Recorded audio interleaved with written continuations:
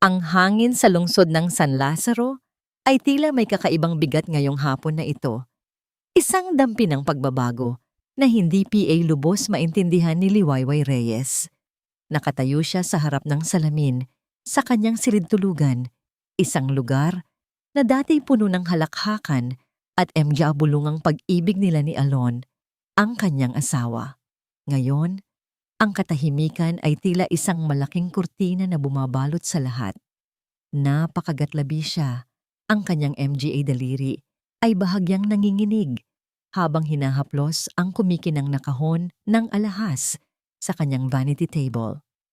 Ang paborito niyang mamahaling singsing, ang pinakamahalagang simbolo ng kanilang pagmamahalan, ang singsing na kasal nila, ay wala roon. Hindi ito basta-basta nawala. Alam niyang inilagay niya ito sa loob ng kahon kagabi pagkatapos nilang dumalo sa isang pagtitipon ng kaibigan. Sinubukan niyang hindi magpanik. Maaring nalaglag lang ito habang nag-aayos siya ng gamit kaninang umaga. O baka naman, nagkamali lang siya ng lagayan. Hinanap niya ito sa drawer ng damit, sa ilalim ng unan, kahit sa bulsa ng kanyang damit na nakasampay. Bawat sulok ng silid ay binuksan, bawat bag ay binaligtad, ngunit wala. Tanging ang kawalan ang kanyang natagpuan. Ang maliliit na tanong ay nagsimulang umikot sa kanyang isipan. Si Alon, nasa trabaho PA ito. Ngunit ang pagkawala ng singsing ay nagbigay sa kanya ng kakaibang pangamba. Si Alon, na minsan ay nasabi pang mas mahalaga PA sa kanya ang singsing na yon kaysa sa kanyang buhay. Si Alon, na tila nababalingan na niya ang tingin nitong nakaraang buwan. Ang ganitong pag-iisip ay hindi dapat pumapasok sa kanyang isipan. Nyugyug niya ang kanyang ulo, pilit na isinasantabi ang negatibong ideya. Siguro, kailangan lang niya ng kaunting pagpapahinga. Sa paghahanap niya ng nawawalang hiyas, napansin niya ang maliit na security camera na nakatago sa isang sulok ng silid, isang bagay na inilagay ni Alon ilang buwan na ang nakalipas. Para sa seguridad. Hindi niya ito madalas na tinitingnan, ngunit ngayon, isang ideya ang biglang sumilay sa kanyang isipan, isang ideya na nagbigay ng malamig na kaba sa kanyang dibdib. Nang walang pag-aalinlangan, lumapit siya sa kanyang laptop. Ang kamay ay mas mabilis na ngayon, hindi dahil sa pagmamadali, kundi dahil sa lumalaking takot. Binuksan niya ang laptop at nag-log in sa security system ng kanilang tahanan. Isang pamilyar na imahe ang lumitaw sa screen. Makikita ang kanyang silid, ang gamit, ang kurtinang nakabukas. Pero hindi ito ang hinahanap niya. Kailangan niyang balikan ang nakaraang oras. Nang mag-scroll siya pabalik sa oras, ang kanyang paghinga ay unti-unting bumagal. Ang kanyang mata ay nanlalaki sa bawat segundo. Sa isang partikular na punto, ang kanyang puso ay tila tumigil sa pagtibok. Nakita niya ang kanyang sarili na papalabas ng silid kaninang umaga. At pagkatapos, ang sumunod na eksena ay nagpakita ng isang bagay na hindi niya inaasahan. Isang bagay na bumutas sa bawat hibla ng pagmamahal at tiwala na nararamdaman niya para sa kanyang asawa. Nakita niya si Alon kasama si Sinag de la Cruz, isang babaeng kilala niya, ngunit hindi niya malapit na kaibigan na papasok sa kanilang silid-tulugan. Habang pinapanood niya ang bawat galaw, ang bawat haplos, ang bawat halik sa pagitan nila, ang tunay na dahilan ng pagkawala ng singsing ay unti-unting lumilinaw sa kanya, ngunit sa paraang mas masakit pa sa inaakala niya. Ang malamig na kaba ay naging yelo na bumabalot sa kanyang buong pagkatao. Underscore, underscore, underscore, underscore, underscore, underscore, underscore, underscore, underscore, underscore, underscore, underscore, underscore, underscore, underscore, underscore. Ang imahe mula sa security camera ay patuloy na umiikot sa isipan ni Liwayway. Bawat segundo ay tila isang sugat na bumubukas muli sa kanyang dibdib. Nakaupo siya sa harap ng laptop. Ang liwanag mula sa screen ay tanging ilaw sa kanyang madilim na silid. Hindi na ang nawawalang singsing ang nasa kanyang isip. Ang mas malalim, mas masakit na katotohanan ang bumalot sa kanya, si Alon. Ang kanyang Alon. Kasama si Sinag. Sa kanilang sariling silid tulugan. Ang bawat paghawak, bawat haplos, bawat bulong na narinig niya mula sa video, lahat ay parang MGA punyal na tumatagos sa kanyang puso. Dahan-dahang dumaloy ang MGA luha sa kanyang pisngi. Hindi na ang MGA luha ng pagkalito o pag-aalala, kundi MGA luha ng matinding pagtataksil at pagkawasak. Bumagsak ang kanyang ulo sa keyboard. Ang MJ tunog ng MJ letra na tumatama ay tila MJ yabag ng kanyang nagibang mundo. Naramdaman niya ang pagkahilo, ang paninikip ng kanyang dibdib.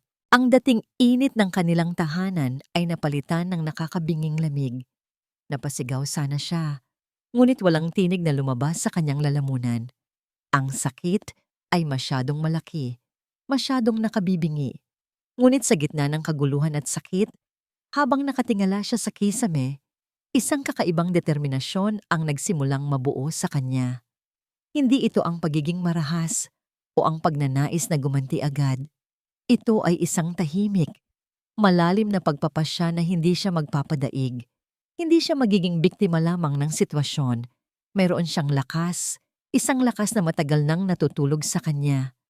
Ang kanyang ama, na namatay noong bata, PA siya, ay madalas na nagsasabi na ang tunay na tapang ay hindi ang hindi pagkatakot, kundi ang pagharap sa takot at paggawa PA rin ng tama.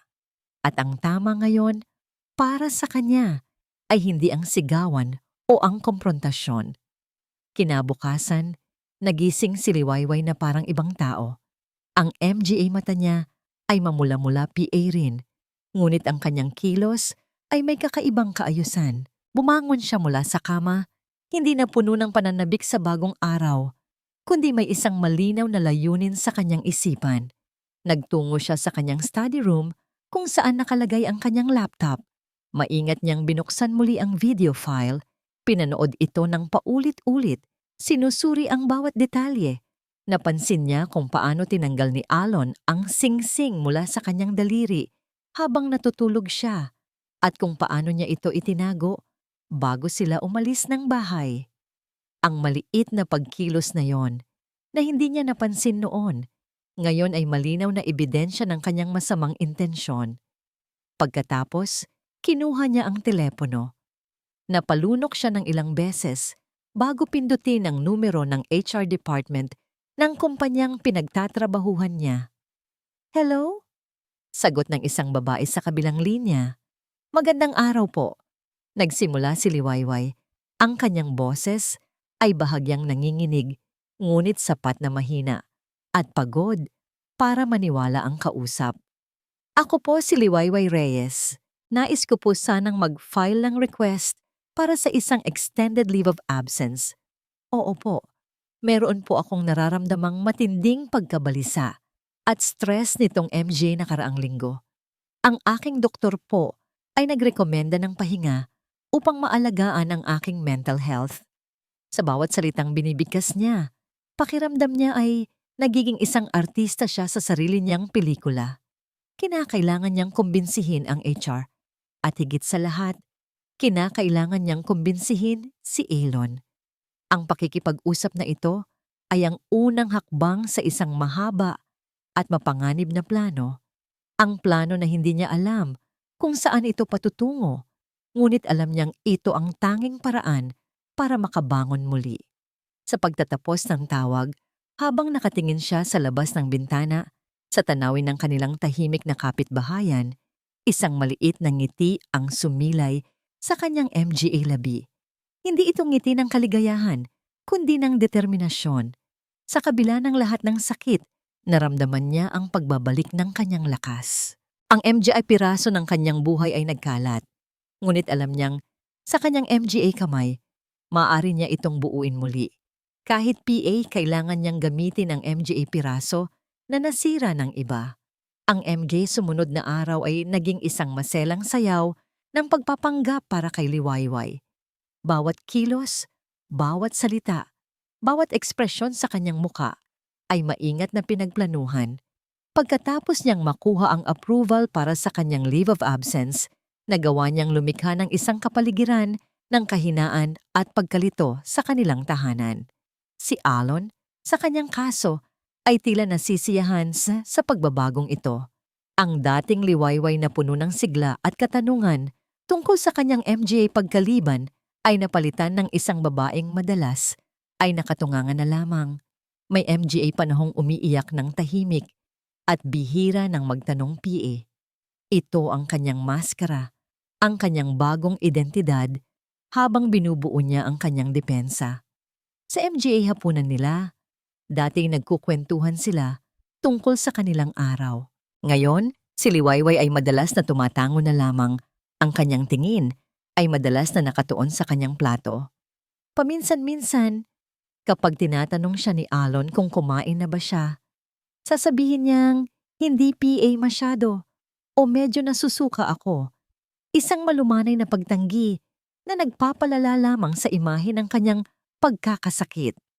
Si Alon naman, sa kabilang banda, ay tila abala sa sarili niyang MGA bagong obligasyon. Madalas siyang umuuwi ng gabi, minsan ay may amoy ng pabango na hindi kanya. Ngunit kapag tinanong ni Liwayway gamit ang isang mahinang tinig na parang nag-aalala, ngunit may bahid ng kawalan ng lakas, ay sasabihin nitong galing ito sa trabaho o sa pakikipagpulong sa MGA kliyente.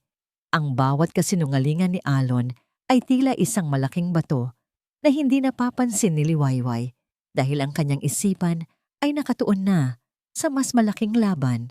Sa kabila ng pagpapanggap na ito, sa MGA sandaling siya ay nag-iisa, si Liwayway ay aktibong kumikilos.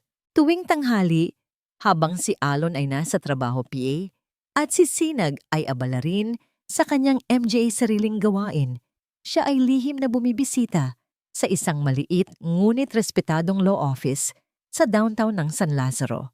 Doon, naghihintay ang kanyang ina, si Dalisay Hernandez, isang batikang abogado na kilala sa kanyang integridad at husay. "Kumusta ang anak ko?" Malumanay na tanong ni Aling Dalisay sa kanilang unang pagpupulong sa loob ng kanyang opisina. Ang hangin ay mabango ng MGA lumang libro at kape. Ang tunog ng pagtunog ng elevator ay tila hudyat ng pagdating ni Liwayway. "Mama," sagot ni Liwayway. Ang kanyang boses ay bumubulong. Halos hindi ko na alam kung sino ako. Lumapit siya sa kanyang ina at niyakap ito. Ang luha ay nagsimulang mamuo muli sa kanyang MGA mata. Ngunit ngayon, ang MGA luha na ito ay may kasamang tunay na emosyon, ang pagnanais ng suporta at pagmamahal ng isang ina. "Shh!" sabi ni Aling Dalisay. Hinahaplos ang likod ng kanyang anak. "Nandito ako. Sabihin mo sa akin ang lahat." Habang isinasalaysay ni Liwayway ang lahat ng kanyang natuklasan, ang video, ang pagkawala ng singsing, ang MJ pagbabago sa kilos ni Alon, nakikinig ng mabuti ang kanyang ina. Walang paghatol sa mukha ni Aling Dalisay, tanging pag-unawa at pagpapasiya. Nang matapos si Liwayway, kinuha ni Aling Dalisay ang isang makapal na folder mula sa kanyang mesa. "Naihanda ko na ang MGA kailangang dokumento," sabi ni Aling Dalisay. Ang kanyang tinig ay matatag. "Ito ang MGA legal na hakbang para mailipat ang lahat ng ari-arian sa aking pangalan. Mabilis lang nating itong gagawin, Lee. Kailangan nating kumilos bago PA nila mapansin ang ating MGA galaw." Binigay niya ang folder kay Liwayway. "Ang MGA ito ay MGA form na kailangan mong pirmahan. Meron akong MGA notaryo na makakatulong sa atin. Kailangan mong gawin ito sa MGA susunod na araw, sa MGA oras na wala si Alon." Habang hawak ni Liwayway ang folder, ang bigat nito ay tila nagbibigay sa kanya ng pisikal na lakas. Ito ang kanyang sandata. Ito ang simula ng kanyang pagbangon. Tiningnan niya ang kanyang ina, ang kanyang MGA mata ay puno ng pasasalamat at determinasyon. "Salamat, Mama." Bulong niya. Hindi ko alam kung ano ang gagawin ko kung wala ka. Sa MGL sumunod na araw, si Liwayway ay nagpatuloy sa kanyang paglalaro ng papel. Nagpapanggap siyang mahina na para bang ang kanyang sakit sa pag-iisip ay lumalala. Ngunit sa likod ng maskara, siya ay abala sa pagkumpleto ng MGR legal na dokumento, sa pagpunta sa bangko at sa pakikipag-ugnayan sa MGA abogado ng kanyang ina. Ang bawat pagpirma, bawat transaksyon ay isang hakbang palayo sa kanyang dating buhay at isang hakbang patungo sa isang hindi tiyak ngunit pinili niyang hinaharap. Samantala, si Alon, sa kabila ng MGA kakaibang kilos ni Liwayway, ay tila nabubuhay sa sarili niyang mundo. Abala sa kanyang MGA plano kasama si Sinag. Hindi napapansin ng MGA pagbabagong nagaganap sa ilalim ng kanyang sariling bubong.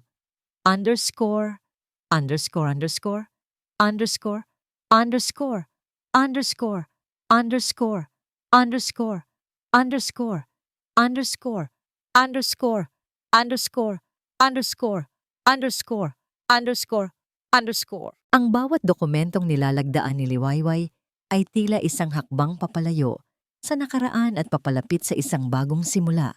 Gaano man ito kasakit o kagulo. Sa MGA sumunod na araw matapos ang kanyang MGA lihim na pagpupulong sa opisina ng kanyang ina, ang kanyang leave of absence ay nagsilbing perpektong takip. Nagpapanggap siyang mas mahina PA, mas madalas na nakakulong sa kanyang silid, nagbabasa ng MGA libro o nagmumuni-muni habang ang kanyang isip ay abala sa masalimuot na MGA proseso ng paglilipat ng MGA ari-arian. Ang kanyang ina, si Attorney Dalisay Hernandez, ay naging kanyang gabay at sandigan. Tinitiyak na bawat legal na hakbang ay tama at walang mintis. Isang araw, sa isang tahimik na opisina ng notaryo na malayo sa kanilang karaniwang MGA lugar na pinupuntahan, kasama ang kanyang ina at ang abogado na itinalaga ni Attorney Hernandez, pinirmahan ni Liwayway ang MGA papeles na maglilipat ng pagmamay-ari ng kanilang marangyang bahay sa Paraiso Verde, ang MGA sasakyan at maging ang MGA pondo sa bangko, lahat sa pangalan ng kanyang ina. Ang bawat pirma ay tila isang pagputol ng tali na nag-uugnay sa kanya sa buhay na kanyang itinayo kasama si Alon. Nanginginig man ang kanyang MGA kamay, hindi dahil sa takot, kundi dahil sa bigat ng desisyong ito. May kakaibang lakas na dumadaloy sa kanya. Isang lakas na nagmumula sa pag-alam na hindi siya lubos na walang magagawa. Habang nagaganap ang MGA ito, si Alon ay tila nakalubog sa sarili niyang mundo.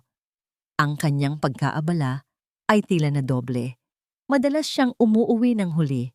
Ang kanyang MGA mata ay may bakas ng pagod, ngunit mayroon ding kakaibang kislap ng pagiging lihim.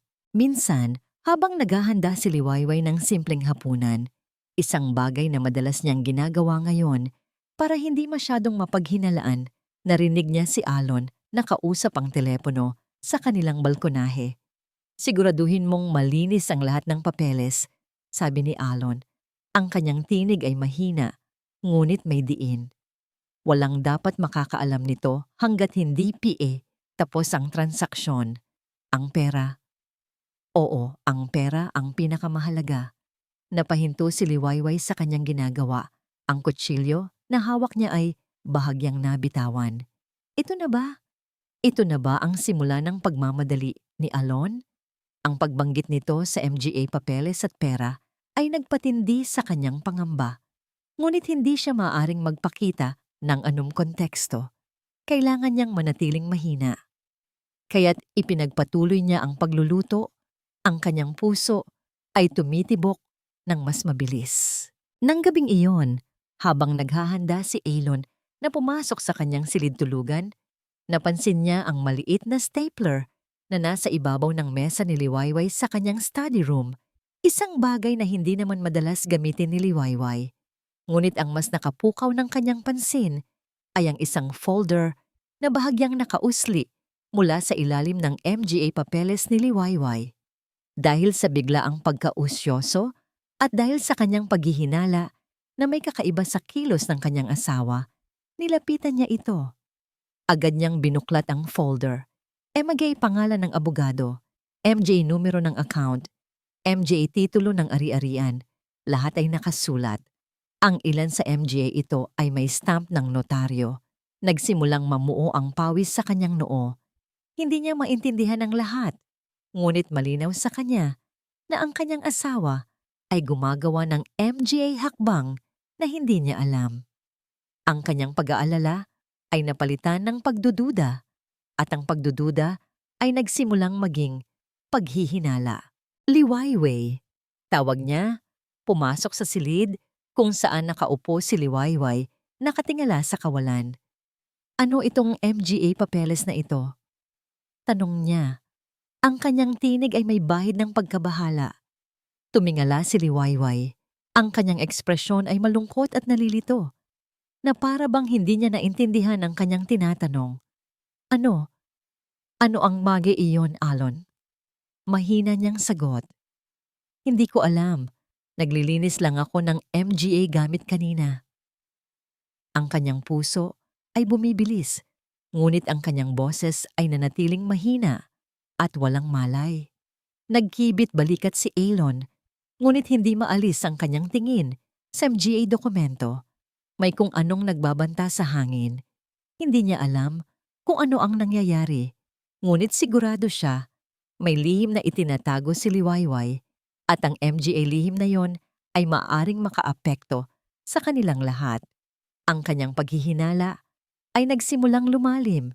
Underscore, underscore, underscore, underscore, underscore, underscore, underscore, underscore, underscore, underscore, underscore, underscore, underscore, underscore, underscore, underscore. Ang MGA pangyayari sa nakalipas na MGA araw ay nag-iwan ng malalim na marka sa kalooban ni Liwayway.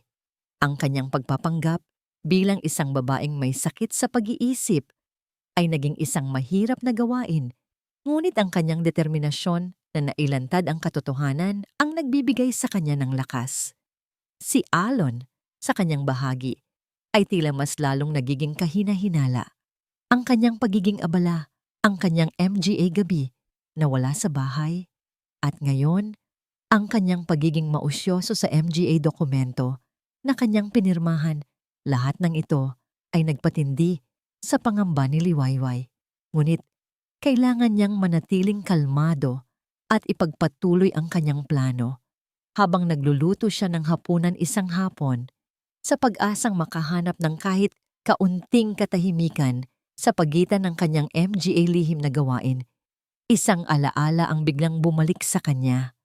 Ang sandali kung kailan niya napansin ang pagkawala ng kanyang singsing.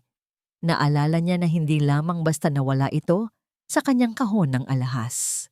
Naalala niya ang isang maliit na pagkilos ni Alon bago sila umalis para sa party noong gabing iyon.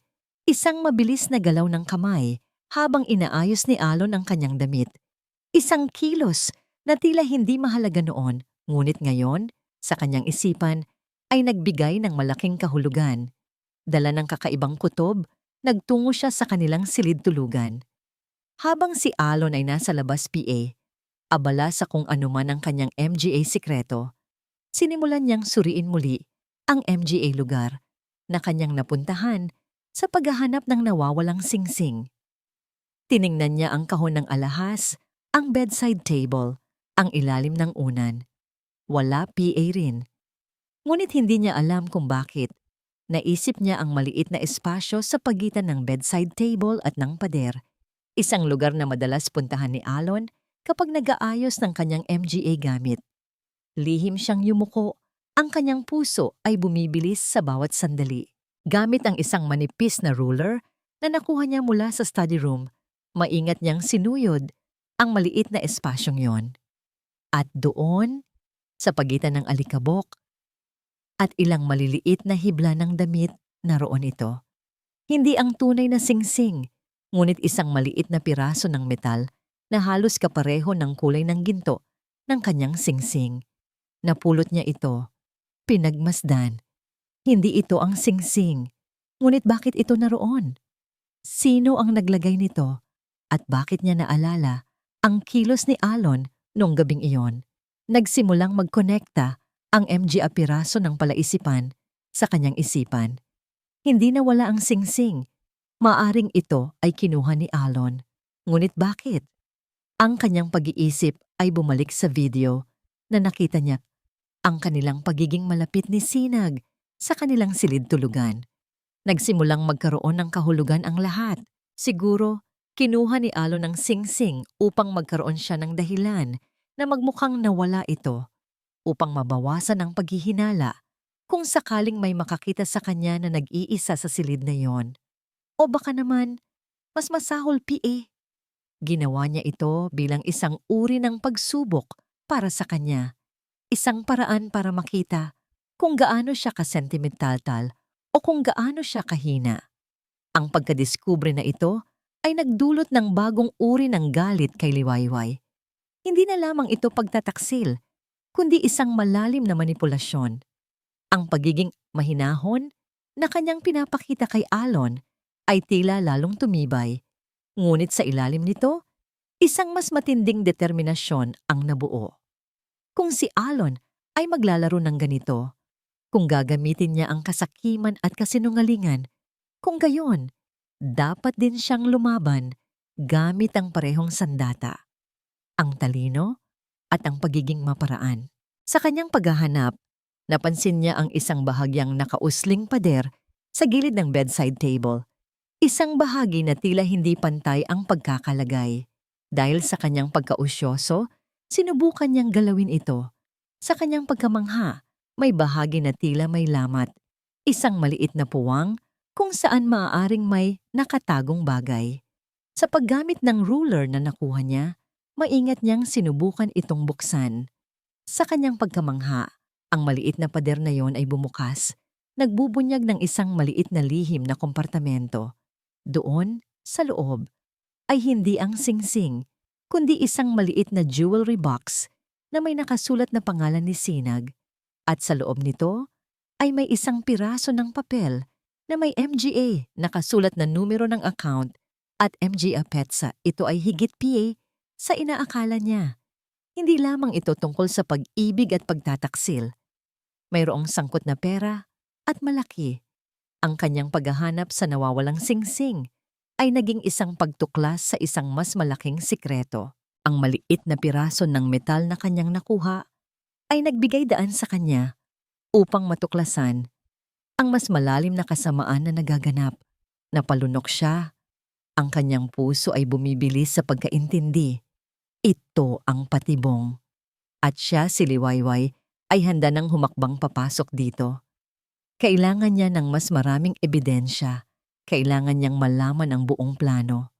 Ngunit sa ngayon, alam niya na ang kanyang asawa ay hindi lamang nagtaksil sa kanya sa aspeto ng pag-ibig, kundi nagpaplano rin ng isang bagay na mas masahol pi. Isang plano na maaring isakripisyo ang lahat ng kanilang pinaghirapan. Ang pagkakadiskubre sa lihim na kompartamento at sa MGA papeles na nauukol kay Sinag ay nagbigay kay Liwayway ng mas malinaw na larawan ng kanilang masamang balak. Hindi lamang ito simpleng pagtataksil, kundi isang kalkuladong plano na may kasamang material na pakinabang. Ang kanyang pag-arte bilang isang babaeng mahina ay tila nagiging mas madali na ngayon dahil alam niyang ang kanyang tunay na lakas ay nasa kanyang paghihintay at pagmamasid. Ngunit ang tunay na hamon ay ang pagharap sa taong direkta niyang nakikita na sumisira sa kanyang buhay, si Sinag. Isang Sabado ng hapon, habang si Liwayway ay nagpapanggap na nagpapahinga sa kanilang sala, umiinom ng tsa, narinig niya ang pagtunog ng doorbell. Nang tingnan niya sa peephole, si Sinag ang nasa labas, nakangiti ng malapad, suot ang isang eleganteng damit na tila alam niyang makakakuha ng pansin. Napabuntong hininga si Liwayway. Hindi niya inaasahan ang pagbisitang ito. Kung alam lamang ni Sinag kung gaano kalapit na siya sa kanyang kapalaran, baka nag-isip PA ito ng 2 beses. Ngunit kailangan niyang harapin ito. Sa isang malalim na paghinga, binuksan niya ang pinto. Ang kanyang muka ay nagpapakita ng bahagyang pagtataka na parang nagulat sa pagdating ng bisita. "Sinag, anong ginagawa mo rito?" Tanong niya. Ang kanyang tinig ay mahina, may bahid ng pagkalito. "Oh, Liwayway," malambing na sabi ni Sinag, pumasok sa loob nang hindi hinihintay ang kanyang paanyaya. Tumingin-tingin PA siya sa paligid. Ang kanyang MGI mata ay tila sinusuri ang bawat sulok ng bahay, na parang sinusuri kung ano ang maaari niyang angkinin. Nandyan lang naman si Alon sa labas. Nag-uusap kami tungkol sa MGA plano natin. Naisipan kong dumaan muna para kamustahin ka. Ang kanyang MGA salita ay puno ng kasinungalingan, ngunit ang kanyang pagkakatingin ay tila nagpapahiwatig ng isang mapanuksong tagumpay. "May plano?" Mahinang tanong ni Liwayway, umaaktong walang alam. Umupo siya sa sopa, hinihintay ang susunod na sasabihin ni Sinag. Ngumiti si Sinag, ang ngiti na hindi umabot sa kanyang MGA mata. "Oo, alam mo na, ang tungkol sa ating hinaharap. Si Alon, mahal na mahal ka niya, Lee. Alam ko yan, pero minsan ang pag-ibig ay hindi sapat, di ba? Lalo na kapag may MGA responsibilidad na kailangang harapin." Tumingin siya kay Liwayway ng diretso. Ang kanyang MGA mata ay tila ng aasar. "Alam mo, maganda ang bahay na ito. Sigurado akong magiging masaya ako rito." Ang bawat salita ni Sinag ay parang isang malaking insulto, isang direktang paglapastangan sa kanyang buhay. Naramdaman ni Liwayway ang panginginig ng kanyang MGA kamay, ngunit pinilit niyang kontrolin ito. Hindi niya maaring ipakita ang galit na nararamdaman niya. Kailangan niyang panatilihin ang kanyang pagiging mahina. "Mahal na mahal niya ako," mahina niyang sabi. Ang kanyang tinig ay bahagyang nanginginig, na para bang naguguluhan sa sinabi ni Sinag. "Hindi ko alam. Madalas kasi siyang wala." Nagtawanan ng bahagya si Sinag. "Naku, Liwayway, masyado kang mabait, masyado kang nagtitiwala. Siguro nga kailangan mo ng pahinga talaga." Lumapit siya kay Liwayway at sa isang kilos na nagpatigil sa paghinga ni Liwayway, hinawakan niya ang balikat nito. "Huwag kang mag-alala. Kapag nandito na ako, aalagaan ko ang lahat. Siguraduhin mo lang na wala kang sasapitin na masama." Ang banta sa kanyang MGA mata ay malinaw. Sa sandaling iyon, habang nakatingin si Liwayway sa mukha ni Sinag, nakita niya ang tunay na mukha ng kasakiman. Ang pagiging kaakit-akit ni Sinag ay tila natabunan ng isang masamang enerhiya. Nakita niya ang kanyang sarili na tila tinatampok sa isang eksena kung saan siya ang biktima. Ngunit sa loob-loob niya, alam niyang siya ang nagkokontrol sa kwentong ito. Nang umalis si Sinag, iniwan niya ang katahimikan at ang amoy ng mamahaling pabango nito. Bumalik si Liwayway sa kanyang ginagawa, ngunit ang kanyang isipan ay mas naging determinado. Ang pagbisita ni Sinag ay hindi lamang isang pagpapakita ng kanyang pagiging kampante, kundi isang paalala rin na kailangan niyang kumilos ng mas mabilis. Narinig niya si Alon na naglalakad pabalik sa kanilang bahay mula sa labas. "Liwayway, nandyan ka lang pala," sabi ni Alon. Ang kanyang tinig ay tila normal, ngunit may bahid ng pag-iingat. "Si Sinag, dumaan dito kanina. Nag-aalala raw siya sa'yo." Tumingin si Liwayway kay Alon. Ang kanyang MGA mata ay puno ng malungkot na pagtataka. "Oo, dumaan siya. Nag-usap kami ng kaunti." Tumingin si Alon sa kanya na parang sinusuri ang kanyang reaksyon. "Okay ka lang ba talaga, Lee? Mukhang pagod ka." "Oo, Alon. Medyo pagod lang." Mahina niyang sagot. Ibinaling ang kanyang tingin sa hawak niyang tasa ng tsa. "Pero, alam mo, naalala ko lang. Parang nawala nga yung singsing ko." Ito ay isang maliit na pagsubok, isang paraan para makita ang reaksyon ni Alon. Napansin niya ang bahagyang pag-igting ng panga ni Alon, isang mabilis na pagbabago sa kanyang ekspresyon bago ito ibinalik sa normal. Ah, yung sing-sing, sabi ni Elon. Ang kanyang tinig ay tila bahagyang nag-aalala, ngunit meron ding bahid ng pag-iwas. Huwag ka nang mag-alala tungkol dyan, Lee. Baka nalaglag lang sa kung saan. Bibili na lang tayo ng bago mamaya. Ang tugon ni Alon ay nagpatunay sa lahat ng kanyang hinala. Ang pagmamadali ni Sinag na lumipat sa bahay, ang MGA dokumento, ang pagkawala ng singsing, at ngayon ang pag-iwas ni Alon sa usapan tungkol dito.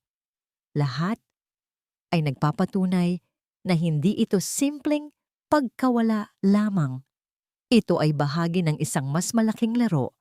Ang MGA nakaraang linggo ay tila naging isang roller coaster para kay Alon.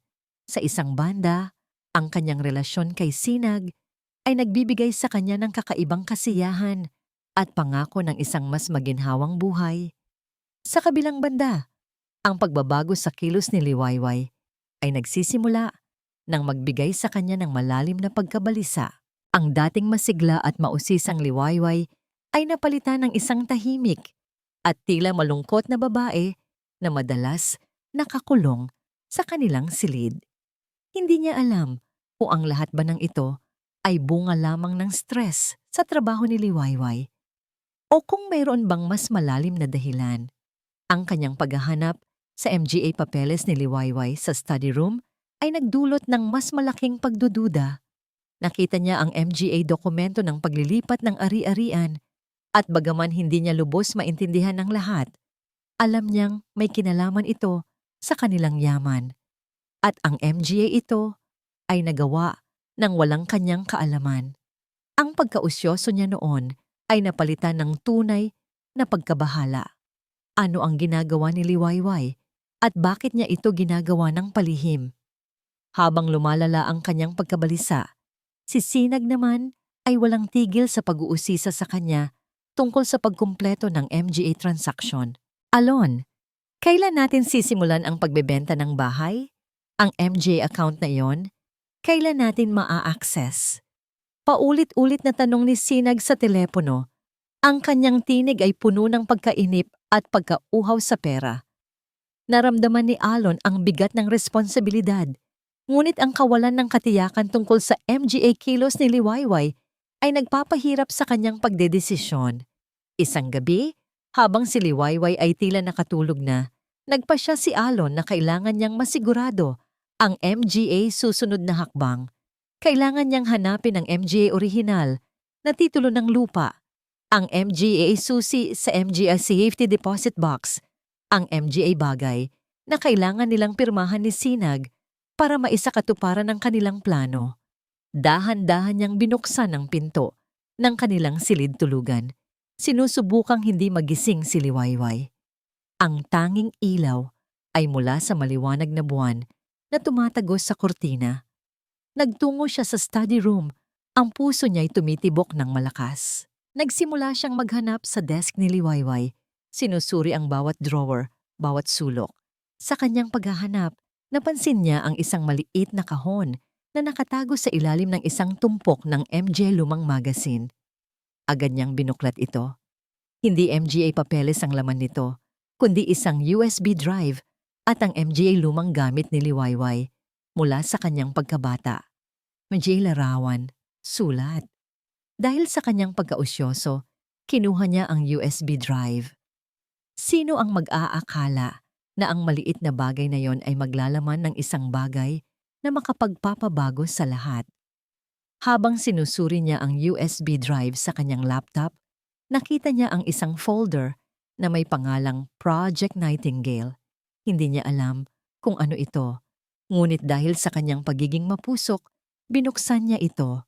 Ang MGA dokumento at MGA video file ang lumitaw sa screen. Sa una, hindi niya maintindihan ang MGA ito, ngunit habang nanonood siya ng isang video file, ang kanyang MGA mata ay nanlaki sa takot at pagkamangha. Ito ang video ni Liwayway na nagpapanggap na may sakit sa pag-iisip, nakikipag-usap sa telepono, nagpaplano ng kanyang MGA legal na hakbang. Nakita niya ang kanyang sarili na kumikilos sa paraang hindi niya napansin noon. Ang MGA maliliit na kilos ng pagpapanggap. Ang MGA palihim na pag-alis. Napasigaw sana siya, ngunit napigilan niya ang sarili. Ang pagkalantad na ito ay mas masahol PA sa anumang inaasahan niya. Hindi lamang si Liwayway ang nagpapanggap, kundi ang kanyang buong pagkatao ay tila isang malaking kasinungalingan. Sa kanyang pagkabigla, hindi niya namalayan na nagkaroon ng kaunting ingay mula sa kanya. Sapat na para mapansin ni Liwayway na hindi PA ito tulog. Biglang bumukas ang pinto ng study room. Si Liwayway ay nakatayo roon. Ang kanyang mukha ay nagpapakita ng pagkagulat, ngunit meron ding bahid ng pagiging alerto. Nakita niya ang laptop ni Alon at ang mukha niya ay nanigas nang makita ang screen. Sa isang iglap, napagtanto ni Alon na siya ay nahuli. Ang kanyang paghahanap, ang kanyang pag-usisa, ang kanyang pag-alam sa MJ lihim ni Liwayway. Lahat ay nabunyag sa pinakamaliwanag na paraan. Alon? Mahinang sabi ni Liwayway. Ang kanyang tinig ay tila nagtataka. Ngunit ang kanyang MGA mata ay nagsasabi ng iba, ng pagkaalam at pagkadeterminado. Naramdaman ni Alon ang malamig na pawis na tumutulo sa kanyang likod. Paano nangyari ito? Paano nalaman ni Liwayway ang MGA bagay na ito? Napagtanto niya na ang kanyang asawa ay hindi ang mahina at simpleng babae na inaakala niya. Mayroon itong sariling plano at ang kanyang sariling MGA kilos, ang kanyang pagiging mausyoso, ang naglantad sa kanyang sariling kahinaan. Ang nakaraang gabi ay nag-iwan ng matinding panggigilalas kay Liwayway. Ang pagkakadiskubre ni Alon sa kanyang MGA plano o kahit man lang sa kanyang pagpapanggap ay isang malaking balakid. Kailangan niyang kumilos ng may higit na pag-iingat at higit sa lahat, kailangan niyang makakuha ng mas malakas na ebidensya laban kay Alon at kay Sinag. Ang kanyang pagbisita sa notaryo at ang paglilipat ng MGA ari-arian ay nagawa na. Ngunit kulang PA rin ang may konkretong patunay na magbubunyag sa buong lawak ng kanilang kasakiman.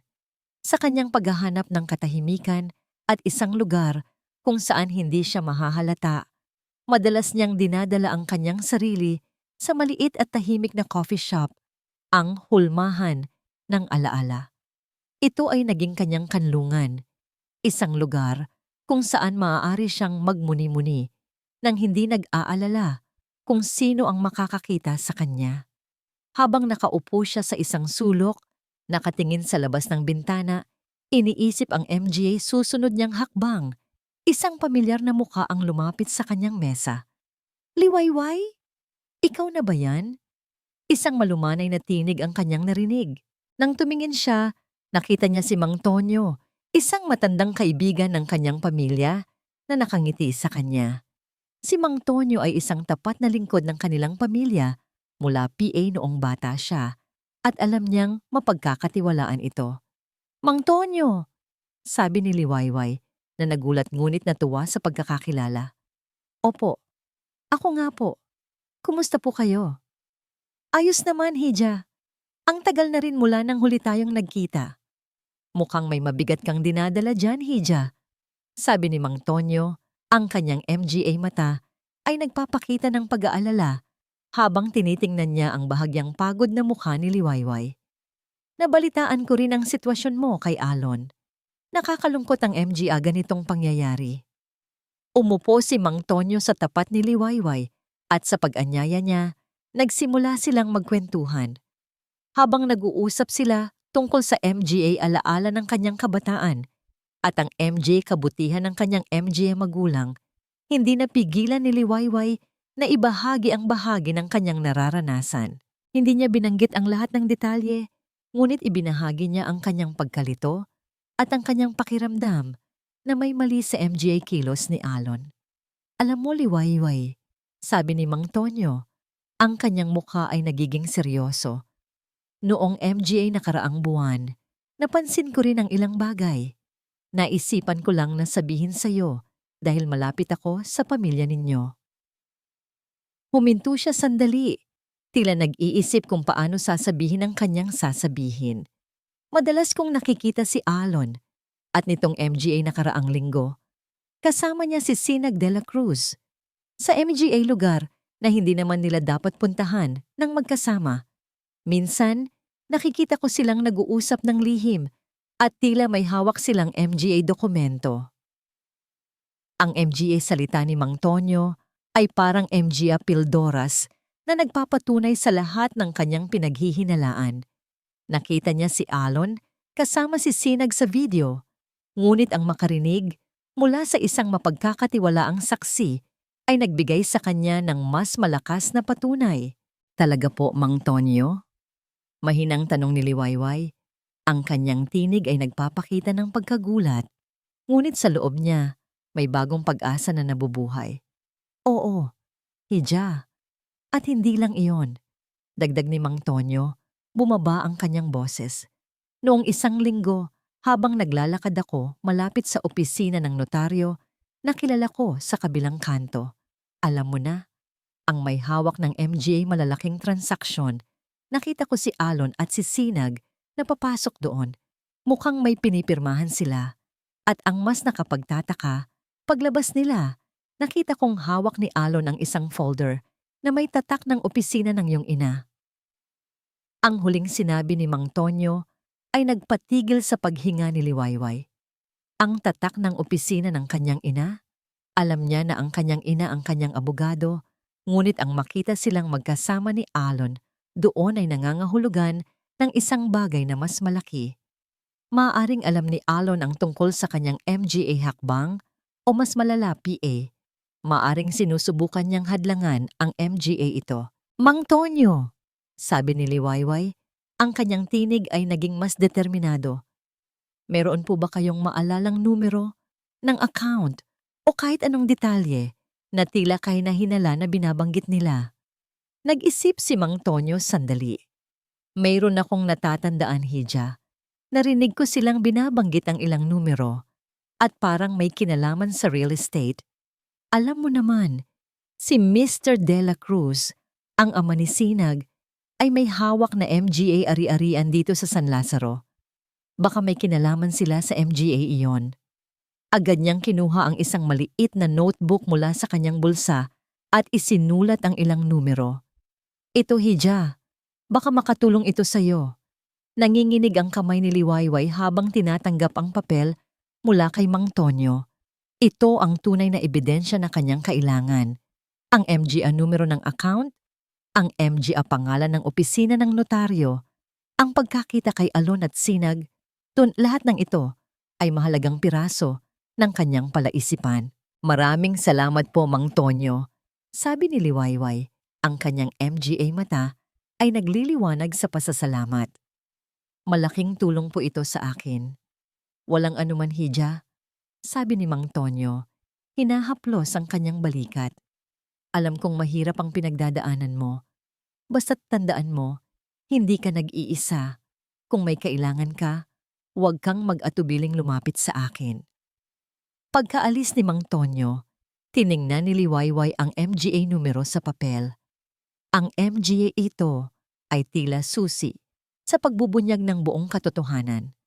Alam niyang ang laro ay nagiging mas mapanganib, ngunit ngayon, mas mayroon na siyang sandata. Ang pagtatagpo na ito sa hulmahan ng alaala ay hindi lamang nagbigay sa kanya ng impormasyon, kundi nagbigay din sa kanya ng bagong pag-asa. Underscore, underscore, underscore, underscore, underscore, underscore, underscore, underscore, underscore, underscore, underscore, underscore, underscore, underscore, underscore, underscore. Ang MGA nakalap na impormasyon mula kay Mang Tonyo ay nagbigay kay Liwayway ng karagdagang sandata, ngunit ang kanyang sitwasyon ay tila lalong nagiging komplikado. Si Alon, matapos ang kanyang pagkakadiskubre sa USB drive, ay naging mas hayagan sa kanyang pagdududa at pag-uusisa. Ang kanyang dating pagpapanggap na may sakit sa pag-iisip ay hindi na sapat upang itago ang kanyang MGA kilos. Kinakailangan niyang harapin ang katotohanan na ang kanyang plano ay maaaring malapit ng mabunyag at ang kanyang pagpapanggap ay maaaring hindi na sapat. Isang hapon, habang siya ay naghahanda ng hapunan, narinig niya ang malakas na pagtunog ng doorbell. Nang tingnan niya sa peephole, si Alon ang nasa labas. Ang kanyang mukha ay masama at galit. Ito na ang araw na kinatatakutan niya, ngunit alam niyang hindi niya ito matatatakasan. Sa isang mabigat na paghinga, binuksan niya ang pinto. Liwayway! Ang sigaw ni Alon, ang kanyang tinig ay puno ng galit at kawalan ng pagkontrol. Pumasok siya sa loob, ang kanyang MGA mata ay tila nanlilisik. Ano ang lahat ng ito? Ano ang ibig sabihin ng MGA papeles na yon? At ano ang nasa USB drive na yon? Napalunok si Liwayway, ngunit hindi siya nagpakita ng takot. Sa halip, tiningnan niya si Alon ng diretso. Ang kanyang MGA mata ay matatag. Ang MGA papeles na yon, Alon, ay ang aking paraan para protektahan ang aking sarili. At ang nasa USB drive, iyon ang katotohanan. Katotohanan? Halos matawa ng sarkastiko si Alon. Ang katotohanan ay nagpapanggap ka lang na hindi ka talaga may sakit, na lahat ng ito ay plano mo. Bumigat ang kanyang paghinga. At ang MGA ari-arian natin. Nilipat mo sa pangalan ng nanay mo. Bakit mo ginawa yun, Liwayway? Ano ang gusto mong mangyari? Sa puntong ito, alam ni Liwayway na wala ng silbi ang pagpapanggap. Tumayo siya ng tuwid. Ang kanyang dating mahinang tinig ay napalitan ng isang malakas at matatag na tono. Ginawa ko yun, Alon, dahil nalaman ko ang lahat.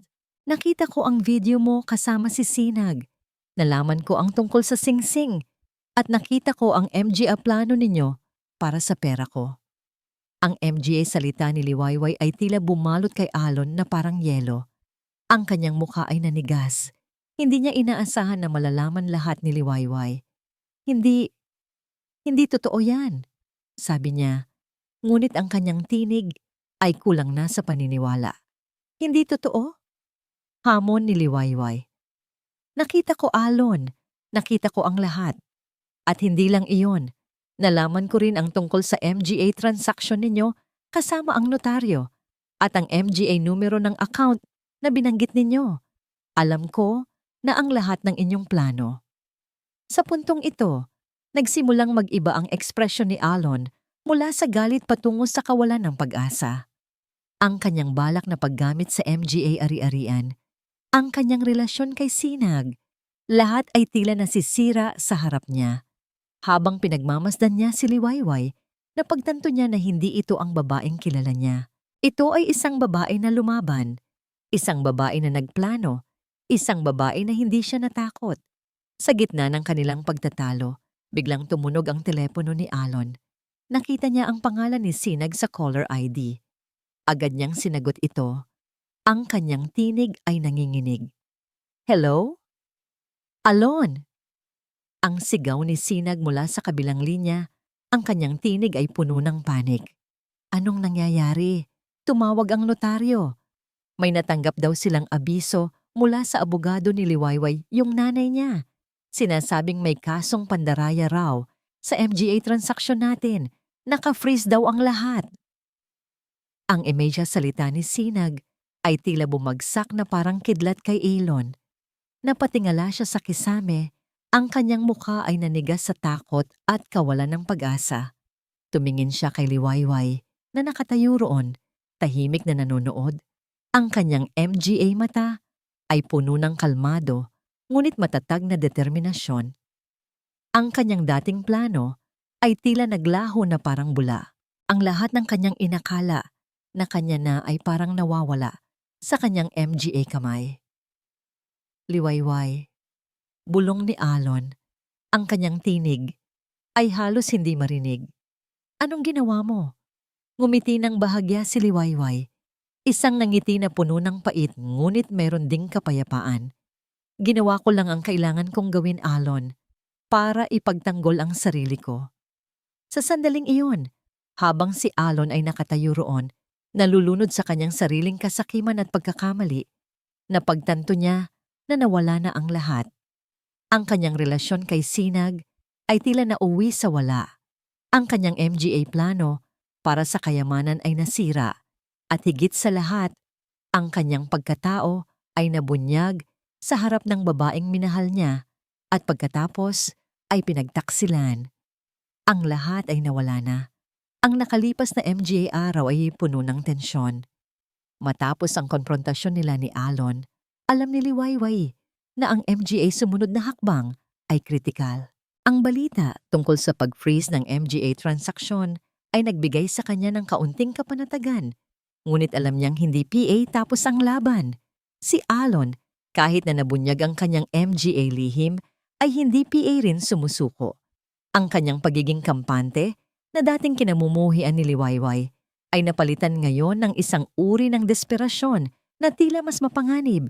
Ang araw na itinakda para sa pagpirma sa MGA dokumento kasama si Sinag ay dumating. Isang araw na ang nakalipas ay naging simbolo ng tagumpay para kay Alon at Sinag, ngunit ngayon, para kay Liwayway, ito ang magiging araw ng paglilitis. Nagpasya si Liwayway na hindi na siya magpapanggap PA.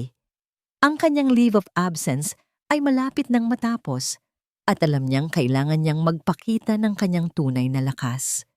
Maagang umalis si Liwayway sa kanyang maliit na apartment, hindi sa pagmamadali, kundi may isang malinaw na layunin. Dumiretso siya sa opisina ng abogado ni Sinag, ang lugar kung saan dapat sana ay magaganap ang huling yugto ng kanilang plano. Alam niya na ang kanyang ina, si Attorney Hernandez, ay naghihintay na rin doon, kasama ang kanyang sariling legal team. Pagpasok niya sa gusali, naramdaman niya ang bigat ng atmosfera. Ang lobby ay tahimik. Ang MGA tao ay naglalakad ng may pag-iingat. Ngunit nang makita niya ang elevator na patungo sa palapag kung saan naroon ang opisina ni Attorney Reyes, ang abogado ni Sinag, napansin niya ang dalawang pamilyar na figura na papalabas mula sa elevator na yon. Sina Alon at Sinag, magkasama silang naglalakad, nag-uusap ng mahina. Tila may pinagdedebatehan. Si Alon ay mukhang masama ang loob, habang si Sinag naman ay pilit nang ngumingiti. Sinusubukang pakalmahin ito. Nang makita nila si Liwayway na papalapit, agad silang napatigil. Ang kanilang MGA mukha ay nagpakita ng pagkagulat na napalitan agad ng pagtataka at pagdududa. Liwayway? Sabi ni Alon, ang kanyang tinig ay puno ng kawalan ng makapaniwala. Anong ginagawa mo rito? Ngumiti ng bahagya si Liwayway, isang ngangiti na walang halong tuwa, kundi may lamang determinasyon. Narito ako para sa huling pirma, Alon. Sabi niya, ang kanyang tinig ay kalmado ngunit matatag. At para masigurong ang lahat ay magiging tama. Si Sinag naman, na nakabawi na mula sa kanyang pagkagulat, ay tumawa ng bahagya. Talaga ba? Liwayway, akala ko ba ay may sakit ka? At bakit ka nandito? Hindi ba't ang araw na ito ay para sa aming dalawa ni Alon? Tama ka, Sinag, sagot ni Liwayway. Lumapit sila sa elevator. Ito ang araw na dapat ay magiging simula ng inyong tagumpay. Ngunit hindi natin alam kung ano ang mangyayari pagkatapos. Habang naghihintay sila sa elevator, napansin ni Liwayway ang pagiging balisa ni Alon.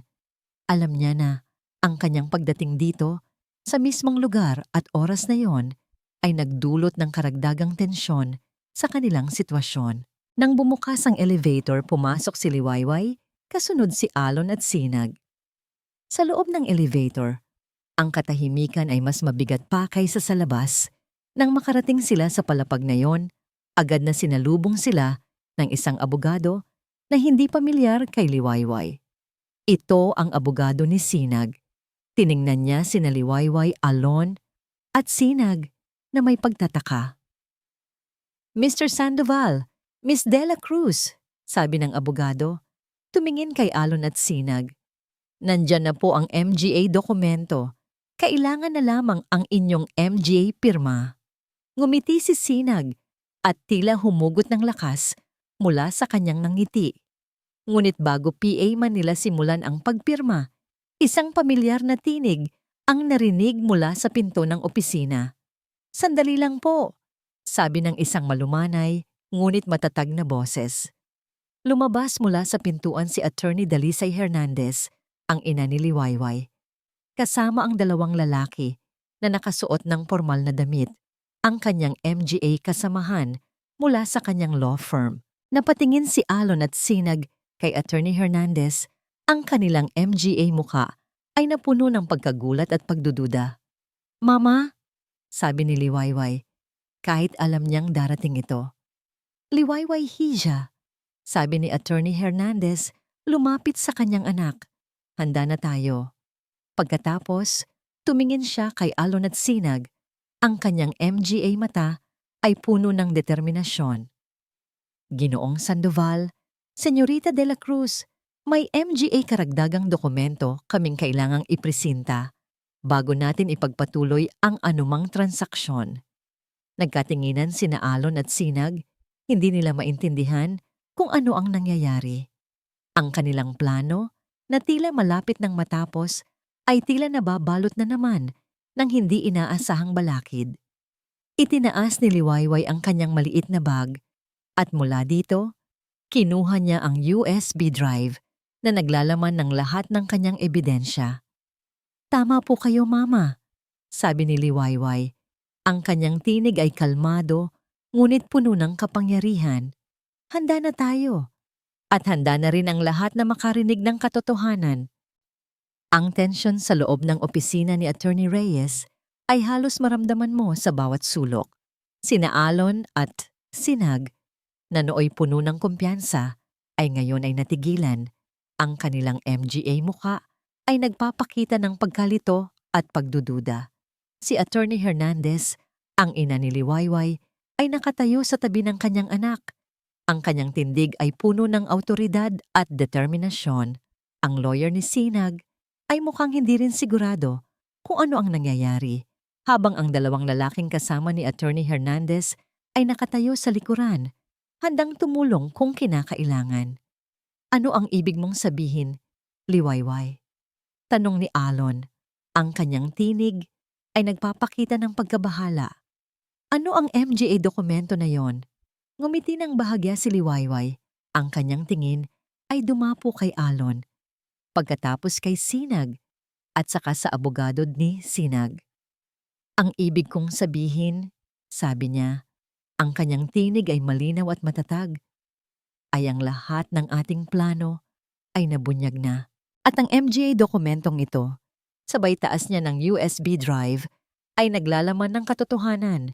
Nilingon ni Liwayway ang isa sa MGA kasamahan ng kanyang ina. "Paki-play po ang laman ng USB drive na ito sa screen," utos niya. Agad namang sumunod ang lalaki, at sa malaking screen sa dingding ng opisina, lumitaw ang MGA unang imahe mula sa security camera ng kanilang tahanan. Nagsimulang maging maliwanag ang refleksyon sa mukha ni na Alon at sinag.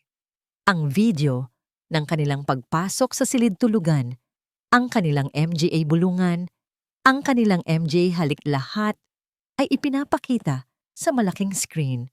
Si Alon ay napapikit. Hindi makayanan ang panoorin ang kanyang sariling pagkakamali. Si sinag naman ay nanigas.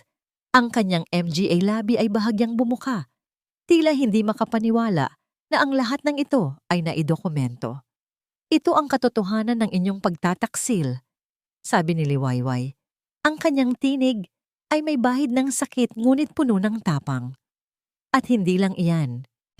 Kinuha niya ang MGA papel na ibinigay sa kanya ni Mang Tonyo, kasama ang MGA dokumentong nakuha niya mula sa lihim na kompartamento ni Alon. "Ito naman ang katotohanan ng inyong kasakiman." Inabot niya ang MGA papeles kay Attorney Hernandez na siyang nagbigay nito sa abogado ni sinag. Habang binabasa ng abogado ang MGA ito, ang kanyang mukha ay unti-unting nagbago mula sa pagkalito patungo sa pagkadismaya. Ang MGA numero ng account, ang MGA petsa ng transaksyon, ang MGA paglilipat ng pondo, lahat ay malinaw na nagpapakita ng isang malinaw na plano ng pandaraya. "Mr. Sandoval, Miss De La Cruz," sabi ng abogado ni sinag. Ang kanyang tinig ay puno ng pagkabigo at galit. "Base sa MGA dokumentong ito, At sa video na ating napanood, malinaw na mayroong malaking pandaraya na nagaganap. Ang MGA transaksyong ito, kasama ang MGA papeles na inyong ipipresenta ngayon, ay maliwanag na iligal. Bilang abogado ninyo, hindi ko maaaring ipagpatuloy ang ganitong gawain. Mabilis niyang isinara ang folder. Nais ko ring ipagbigay alam sa inyo na dahil sa paglabag na ito sa MGA batas at sa etika ng propesyon, hindi ko na kayo maaring representahan, PA. At ang anumang transaksyon na dapat sana ay gagawin ngayon ay kinakansela dahil sa MGA ebidensyang ito. Ang media salita ng abogado ay tila huling suntok na bumagsak kina Alon at Sinag. Si Alon ay napayuko, ang kanyang balikat ay bumagsak sa kawalan ng pag-asa. Si Sinag naman ay napasigaw. Ang kanyang pagiging kampante ay napalitan ng purong takot. Hindi ito maari. Sigaw ni Sinag, tumingin kay Liwayway ng may pagkamuhi. Ikaw ang may gawa nito. Hindi ka namin dapat pinakawalan. Ngumiti ng bahagya si Liwayway, ang kanyang tingin ay matatag. Hindi ako ang may gawa nito, Sinag. Ang MGA kilos ninyo ang nagdala sa inyo rito. At ngayon, ang katotohanan ay nabunyag na. Sa puntong ito, pumasok ang dalawang lalaki na kasama ni Attorney Hernandez na mukhang MGA security personnel o MGA paralegal na may kaalaman sa legal na proseso. Mr. Sandoval, Miss De La Cruz, sabi ng isa sa kanila, ang kanyang tinig ay malakas at may autoridad. May MGA autoridad na naghihintay sa labas. Dahil sa MGA ebidensyang iprinisenta, kayo ay inaaresto para sa MGA kasong pandaraya sa pananalapi at panloloko. Napatingin sina Alon at Sinag sa isa't isa, ang kanilang MGA mukha ay puno ng pagkabigla at takot. Wala silang nagawa, kundi sundin ang MGA utos ng MGA lalaki. Habang sila ay inilalabas, ang tingin ni Alon ay dumapo kay Liwayway. Ang kanyang MGA mata ay puno ng galit at pagsisisi na hindi niya maipahayag. Nang makalabas na sina Alon at Sinag, ang katahimikan ay bumalik sa opisina. Ngunit ngayon, ito ay isang katahimikan na puno ng tagumpay. Tumingin si Liwayway kay Attorney Hernandez, ang kanyang ina, nang ngumiti sa kanya. Ginawa mo ang tama, anak ko. Sabi ni Attorney Hernandez, hinawakan ng kamay ni Liwayway. Ang katotohanan ay laging nananaig. Niyakap ni Liwayway ang kanyang ina. Ang MGA luha ng ginhawa at tagumpay ay nagsimulang dumaloy sa kanyang MGA pisngi. Ang lahat ng kanyang pinagdaanan, ang lahat ng kanyang pagpapanggap, ang lahat ng kanyang sakit, lahat ng iyon ay nagbunga ng katarungan. Ang pagbubunyag ay natapos na. Ang MGA tunog ng pag-aresto, ang MGA tanong ng MGA Police, at ang MGA sigaw ni Sinag ay tila naglaho na nang sila'y dalhin palayo. Naiwan si Liwayway at ang kanyang ina sa opisina ni Attorney Reyes. Ang hangin ay mabigat PA rin sa MGA emosyon ng nagdaang komprontasyon. Ngunit mayroon na ngayong kakaibang uri ng katahimikan, ang katahimikan ng katarungan. Tumingin si Liwayway sa labas ng bintana sa MGA sasakyang pulis na papalayo. Dala sina Alon at Sinag. Ang pagkasira ng kanilang relasyon, ang pagbagsak ng kanilang MGA plano ay resulta ng kanilang sariling MGA kasalanan. Liwayway, anak ko, sabi ni Attorney Hernandez. Ang kanyang tinig ay malambing ngunit puno ng pagmamalaki. Nilapitan niya ang kanyang anak at niyakap ito ng mahigpit. Nagawa mo ang nararapat. Hindi ka nagpatalo sa kanila. Napayakap din si Liwayway sa kanyang ina. Ang MGA luha ay nagsimulang dumaloy muli sa kanyang MGA pisngi. Ngunit hindi na ito MGA luha ng sakit, kundi MGA luha ng kaginhawaan at ng pasasalamat. Ang bigat na kanyang dinadala sa loob ng mahabang panahon ay tila unti-unting nawawala. Salamat, Mama, bulong niya. Hindi ko ito magagawa kung wala ka. Pagkatapos ng ilang sandali, bumalik sila sa kanilang MGA abogado upang pag-usapan ang MGA susunod na legal na hakbang. Ang MGA dokumento na inihanda ni Attorney Hernandez ay nagamit upang formal na ma-freeze ang lahat ng MGA assets na kailangan nilang bawiin mula kay Alon at Sinag. May MGA kaso ng isasampa at alam ni Liwayway na ito ay magiging isang mahabang proseso. Ngunit ang pinakamahirap na bahagi, ang paglalantad ng katotohanan, ay tapos na.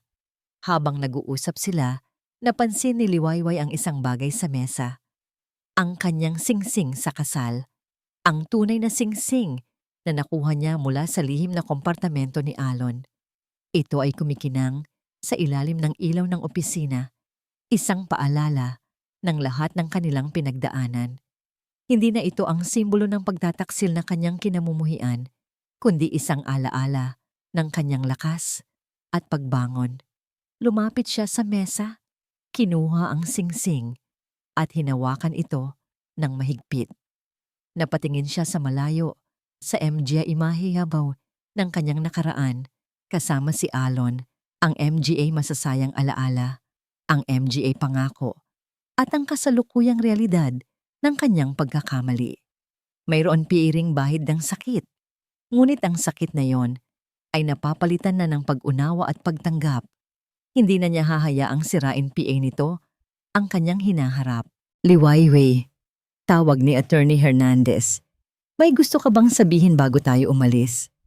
Napatingin si Liwayway sa kanyang ina pagkatapos ay sa MGA dokumentong nasa mesa. Gusto ko lang pong sabihin, sabi niya, ang kanyang tinig ay malinaw, na ang lahat ng ari-arian na napunta sa akin o sa aking ina sa pamamagitan ng MGA kasong ito ay gagamitin namin para sa MGA layuning makakatulong sa iba. Siguro, MGA kababaihan na napagdaanan din ang MGA ganitong pagsubok. Napangiti si Attorney Hernandez. Iyan ang aking anak, sabi niya. Habang palabas na sila ng gusali, natanaw ni Liwayway ang isang patrol car na nakaparada sa labas, malapit sa kung saan dinala sina Alon at Sinag. Tumingin siya dito, hindi may galit, kundi may awa. Alam niya na ang paglalakbay ni Alon at Sinag ay magiging mahirap din. Ang kanilang kasakiman at pagtataksil ay nagdala sa kanila sa landas na ito. Sa paglalakad nila palabas ng gusali, nakaramdam si Liwayway ng isang malalim na kapayapaan. Ang araw ay sumisikat na, nagbibigay ng liwanag sa bagong araw. Ang MGA anino ng nakaraan ay unti-unti nang nawawala, pinalitan ng pag-asa para sa isang mas maliwanag na kinabukasan. Ang kanyang paglalakbay ay hindi naging madali, ngunit natutunan niyang ang tunay na lakas ay hindi lamang sa paglaban, kundi sa pagiging matalino, matiyaga, at sa pagtitiwala sa sarili. Ang kanyang nawawalang singsing ay natagpuan at kasabay nito, natagpuan niya ang kanyang sarili. Lumipas ang ilang linggo mula nang maganap ang MGA pangyayari sa opisina ng abogado. Ang lungsod ng San Lazaro ay tila bumalik na sa dati nitong katahimikan, ngunit para kay Liwayway, ang lahat ay nagbago. Ang karangyaan ng Paraiso Verde, ang MGA mamahaling gamit, ang malaking bahay na saksi sa kanyang kaligayahan at pagkatapos ay sa kanyang kalungkutan. Lahat ng iyon ay naiwan na niya sa nakaraan. Nagpasya siyang ibenta ang malaking bahay. Hindi niya nanais na manatili PA sa lugar na yon na puno ng MGA alaala ng pagtataksil. Sa halip, natagpuan niya ang sarili sa isang maliit, ngunit masarap na apartment sa isang mas tahimik na bahagi ng lungsod.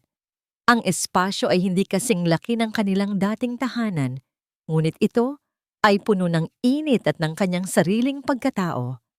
Ang kanyang MGA pader ay pinalamutian ng MGA bagong pintura na kanyang pinili at ang kanyang MGA bintana ay nakaharap sa isang maliit na hardin kung saan maaari siyang magtanim ng MGA bulaklak.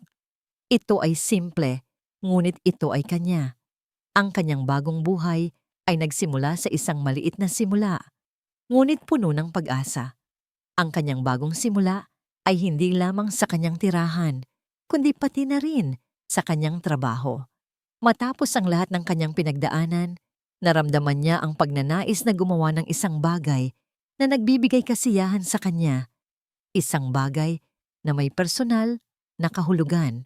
Naalala niya ang kanyang MGA oras sa hulmahan ng alaala, ang kasiyahan na dulot ng paggawa ng kape at ang simpleng pakikipag-usap sa MGA tao. Naisipan niyang buksan ang kanyang sariling maliit na coffee shop sa tulong ng kanyang ina na si Attorney Dalisay Hernandez na nagbigay ng legal at pinansyal na suporta. Nagsimula si Liwayway sa kanyang bagong negosyo. Pinili niya ang isang maliit na espasyo sa isang masiglang kapitbahayan, isang lugar na may potensyal na maging sentro ng komunidad. Pinangalanan niya itong Liwayway's Brew, isang pangalan na nagpapaalala sa kanya ng kanyang sariling pagbangon. Ang pagbubukas ng kanyang coffee shop ay hindi madali. Maraming MGA pagsubok sa unang MGA linggo, ang MGA supplier na hindi sumusunod, ang MGA kagamitan na hindi gumagana ng maayos, ang MGA araw na halos walang customer. Ngunit sa bawat pagsubok, naalala niya ang kanyang paglalakbay. Naalala niya kung paano siya lumaban, kung paano siya nagtiyaga, at kung paano niya nalampasan ang MGA pinakamalalim niyang takot. Ang MGA alaala na ito ang nagbibigay sa kanya ng lakas upang magpatuloy. Unti-unti, nagsimulang dumami ang kanyang MGA customer. Naging kilala ang kanyang coffee shop sa masasarap na kape at sa magiliw na serbisyo. Ang kanyang pagiging palakaibigan na minsan ay nagamit laban sa kanya, ay ngayon naman ay nagiging susi sa tagumpay niya. Nakikipag-usap siya sa kanyang MGA customer, nakikinig sa kanilang MGA kwento, at ibinabahagi ang kanyang sariling inspirasyon. Ang kanyang dating pagiging mahina ay napalitan ng isang uri ng kahinahunan at karunungan na dulot ng MGA pagsubok na kanyang pinagdaanan. Isang araw ng linggo, habang siya ay naghahanda ng kanyang kape, napansin niya ang papalubog na araw sa labas ng kanyang bintana. Ang kulay ng langit ay nagiging kahel at rosas, isang magandang tanawin na nagbibigay sa kanya ng kapayapaan. Napangiti siya. Ang kanyang relasyon sa kanyang ina ay mas tumibay PA. Ang kanilang pagtutulungan sa pagbuo ng kanyang negosyo ay nagpalapit sa kanila ng husto. "Mama," sabi niya sa telepono habang nakatingin sa langit, "maganda ang araw ngayon." "Oo, anak ko," sagot ng kanyang ina sa kabilang linya. "Tulad ng iyong buhay ngayon, maganda at puno ng pag-asa." Napangiti si Liwayway. Alam niyang hindi PA, tapos ang kanyang paglalakbay.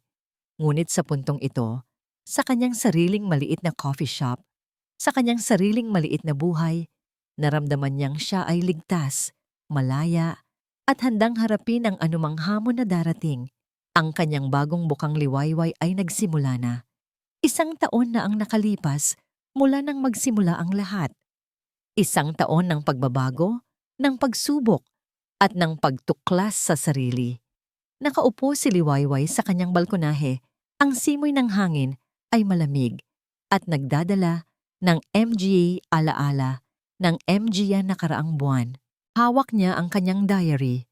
Ang MGA pahina nito ay puno ng MGA sulat, MGA pano, at MGA emosyong nagdaan sa kanya. Ang dating Liwayway na nagtitiwala lamang sa kanyang puso at sa kanyang asawa ay naglaho na, napalitan ng isang babae na natutong magtiwala sa sarili niyang kakayahan. Napaisip siya tungkol kay Alon. Sa simula, ang kanyang puso ay puno ng galit at hinanakit. Nais niyang manakit na maramdaman nito ang sakit na kanyang naramdaman. Ngunit habang lumilipas ang panahon, habang nakikita niya ang kanyang sariling pagbangon, ang galit ay napalitan ng isang uri ng pag-unawa, hindi pag-unawa sa kanyang MGA kasalanan, kundi pag-unawa sa kung gaano kadali ang tao na masilaw sa kayamanan at kapangyarihan, na isinasakripisyo ang pagmamahal at katapatan. Nalaman niya na ang kanyang pinakamalaking pagkakamali ay hindi ang pagtitiwala kay Alon, kundi ang paglimot na unahin ang kanyang sariling halaga. Ang pagtataksil ni Alon ay isang aral, bulong niya sa sarili. Isang napakamahal na aral. Ngunit ang aral na yon ay nagturo sa akin kung sino talaga ako. Tumingin siya sa MJ pahina ng kanyang diary, kung saan isinulat niya ang kanyang unang plano, ang kanyang takot, at ang kanyang determinasyon.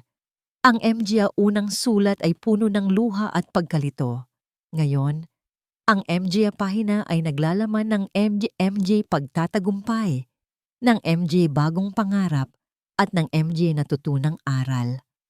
Napaisip siya tungkol sa kahulugan ng pag-ibig. Dati, iniisip niya na ang pag-ibig ay ang pagbibigay ng lahat, ang pagiging tapat, ang pagiging malapit sa isang tao. Ngayon, alam niya na ang pag-ibig ay higit PA roon. Ang pag-ibig ay dapat na magbigay ng kalayaan, hindi pagkakakulong. Ang pag-ibig ay dapat na magpalakas sa iyo, hindi magpahina sa iyo. Ang pag-ibig ay dapat na nakabatay sa paggalang, hindi sa kasakiman. At higit sa lahat, ang pag-ibig sa sarili, ang pinakamahalaga sa lahat. Napatingin siya sa maliit na kahon na nasa tabi niya. Sa loob nito ay ang singsing ng kanyang kasal, ang tunay na singsing na natagpuan niya. Sa simula, nag-isip siyang itapon ito, isang simbolo ng kanyang masakit na nakaraan. Ngunit hindi niya nagawa. Sa halip, ginawa niya itong isang paalala. Isang paalala na kahit sa pinakamadilim na sandali, mayroon siyang kakayahang lumaban at manumbalik. Isang paalala na ang kanyang lakas ay hindi nagmumula sa isang tao, kundi mula sa kanyang sarili. Dahan-dahan niyang binuksan ang kahon, hinawakan ng singsing. Ito ay kumikinang PA rin, ngunit hindi na ito ang nagdudulot ng sakit. Sa halip, nagbibigay ito ng isang uri ng kapayapaan. Kumuha siya ng malinis na piraso ng tela at maingat na pinunasan ng singsing. Pagkatapos, isinara niya ang kahon at inilagay ito sa isang mas mataas na istante sa kanyang aparador, kung saan hindi na ito madalas makikita. Ngunit palaging naroon bilang isang tahimik na saksi sa kanyang paglalakbay. Kalamat sa lahat alon. Bulong niya, ang kanyang tinig ay puno ng pagtanggap. Ngunit ako ay nagpatuloy na. Napatingin siya sa kanyang diary. Sa MGA salitang isinulat niya tungkol sa kanyang bagong coffee shop, ang Liwayway's Brew. Ito ay hindi lamang isang negosyo, kundi isang simbolo ng kanyang bagong buhay. Isang buhay na kanyang binuo mula sa MGA abo ng kanyang nakaraan. Ang araw ay unti-unting lumulubog. Nagiiwan ng MGA kulay ng kahel at rosas sa langit. Tumingala si Liwayway, ang kanyang puso ay puno ng pasasalamat. Ang kanyang paglalakbay ay hindi naging madali, ngunit ito ay nagturo sa kanya ng MGA aral na mananatili sa kanya habang buhay. Natutunan niya na ang tunay na kaligayahan ay hindi nagmumula sa material na bagay o sa pag-ibig ng ibang tao, kundi sa pagtuklas at pagyakap sa sarili niyang lakas at halaga. Isang buong taon na ang lumipas mula nang ang dating mundo ni Liwayway ay gumuho at muling mabuo sa isang mas matatag na pundasyon. Ang kanyang maliit na coffee shop, ang Liwayway's Brew, ay hindi na lamang isang simpleng negosyo. Ito na ngayon ay isang buhay na sentro ng komunidad sa kanilang kapitbahayan. Ang MGA pader nito ay pinalamutian ng MGA likhang sining ng MGA lokal na artista. Ang MGA mesa ay palaging puno ng MGA taong nag-uusap, nagbabahagi ng MGA kwento, at tumatawa.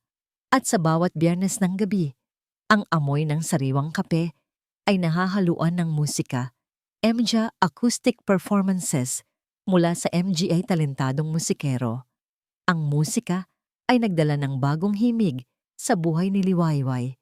Ito ang nagbigay sa kanya ng inspirasyon, nabuksan ang kanyang sarili sa MGA bagong posibilidad, sa MGA bagong koneksyon. Hindi niya hinahanap ang pag-ibig ng sapilitan, ngunit natutunan niyang ang pagiging bukas sa MGA bagong tao ay nagbubukas din ng MGA pinto sa MGA hindi inaasahang kaligayahan. Isang partikular na Biyernes ng gabi, habang pinapanood niya ang isang batang mga awit na may malumanay na tinig na nagpapakanta ng isang kantang Tagalog tungkol sa pag-asa. Napansin niya ang isang lalaki na nakaupo sa isang sulok na mesa, malayo sa ingay. Ngunit tila nakikinig ng mabuti sa musika. Siya ay may simpleng pananamit, ngunit may kakaibang aura ng kabaitan sa kanyang mukha. Sa bawat kanta, tila may malalim siyang nauunawaan. Pagkatapos ng performance, nang nagsimulang magligpit si Liwayway, lumapit ang lalaki sa counter. "Magandang gabi," sabi niya. Ang kanyang tinig ay banayad at magalang. "Napakaganda ng musika ngayong gabi. At ang iyong kape, napakasarap." Ngumiti si Liwayway.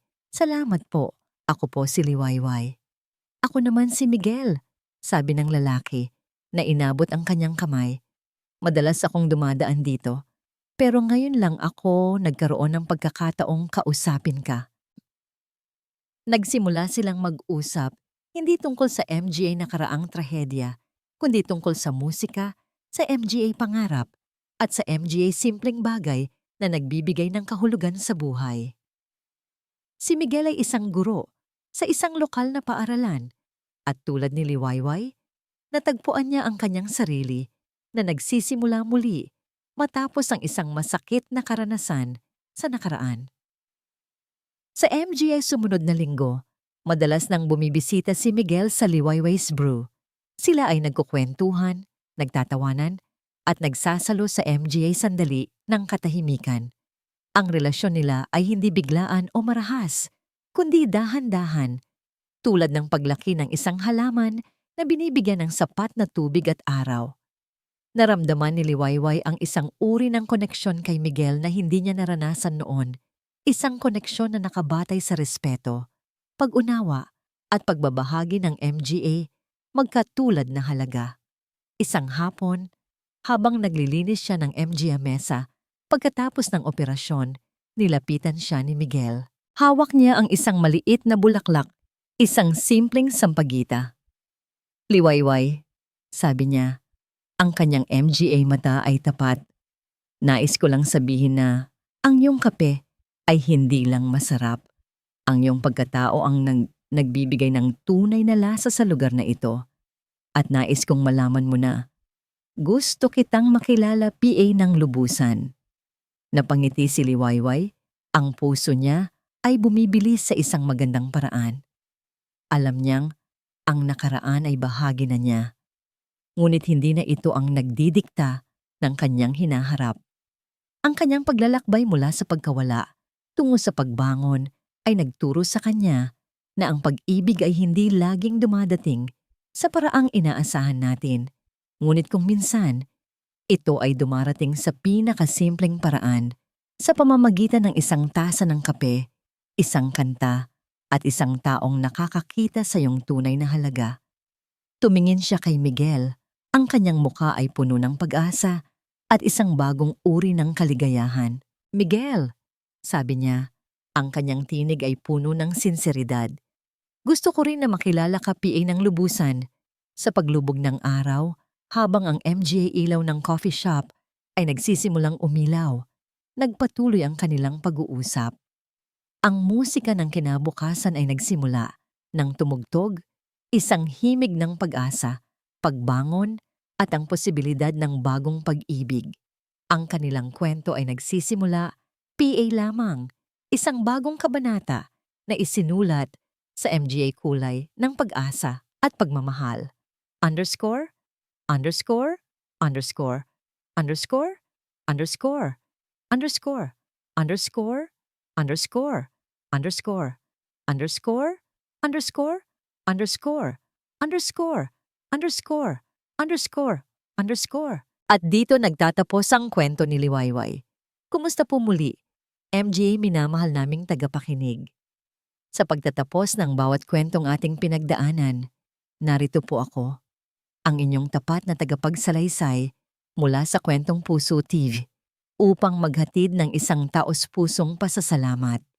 Lubos po akong nagagalak na nakasama ko kayo sa paglalakbay na ito mula sa MGA, unang sandali ng pagkalito at pagdududa, hanggang sa MG hamon ng pagpapanggap at sa wakas, sa pagbubunyag ng katotohanan at sa bagong simula ni Liwayway. Sa bawat salitang isinulat ko, dinama ko ang bawat emosyon, ang sakit ng pagtataksil, ang tapang na kinailangan para lumaban, ang pag-asa na nabuhay sa gitna ng dilim, at ang huli, ang kapayapaan na natagpuan sa sariling lakas.